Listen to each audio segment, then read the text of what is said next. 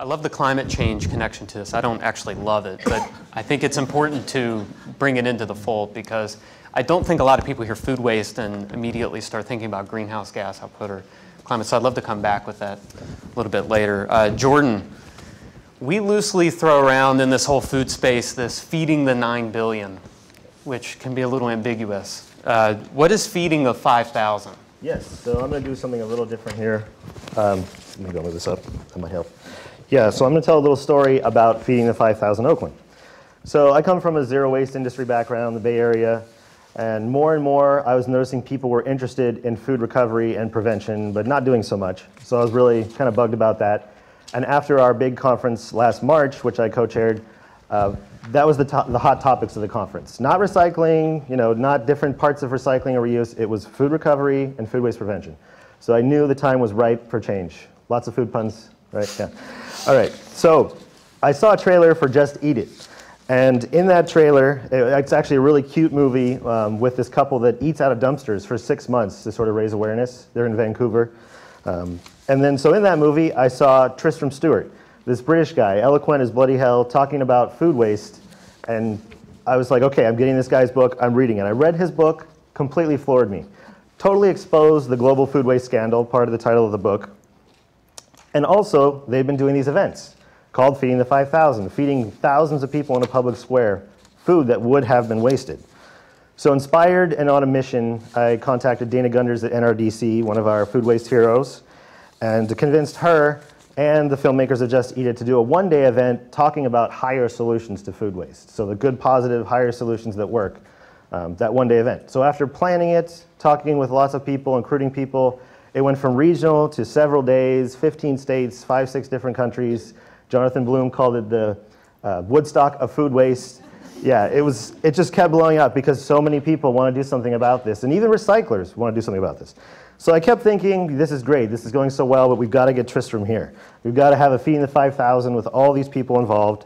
So I convinced Dana that I wasn't entirely nuts to take on another new project.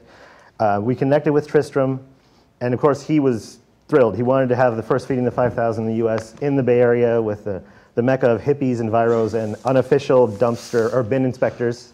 Sorry, yeah. And so I started planning with his staff, Dominica, who was amazing, and then funding came in from NRDC and Sustainable America and Grace Communications 2 months before we had our event. And so we really had a lot of work to get done. There was working with the city, allaying fears of an Occupy Oakland 2014 wasted food fight, people throwing food everywhere. So that went over well. And then site planning, equipment, tents, DJ, chefs, there was just so much to coordinate. And also because Feeding the 5,000 was new to the US and Oakland is really quiet on the weekend, attendance was really all on us. So we had some nice web articles, but I only had one interview. It was with a Spanish radio station, and I don't speak Spanish. So I think they made me sound good. It was happy, it was upbeat, yeah. But social media was huge. Michael Pollan, I was lucky enough to convince him and Alice Waters to post and tell people to come to our event. It just flooded it, and everybody shared, and it was amazing. We also, of course, a week or so, Michael Pollan also was so kind with Tristram's ridiculous charm. Tristram is amazing, could charm anybody.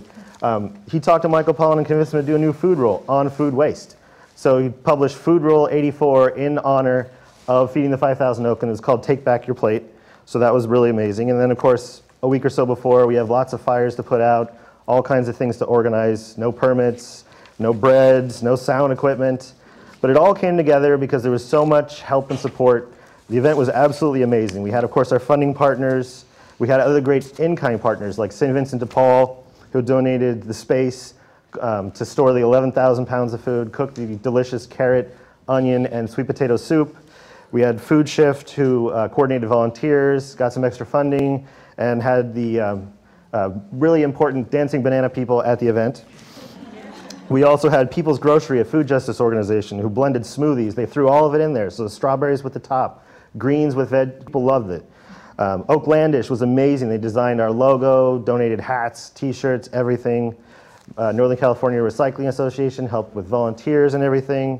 There's World Centric donated 6,000 sets of compostables. Recology donated recycling and organics.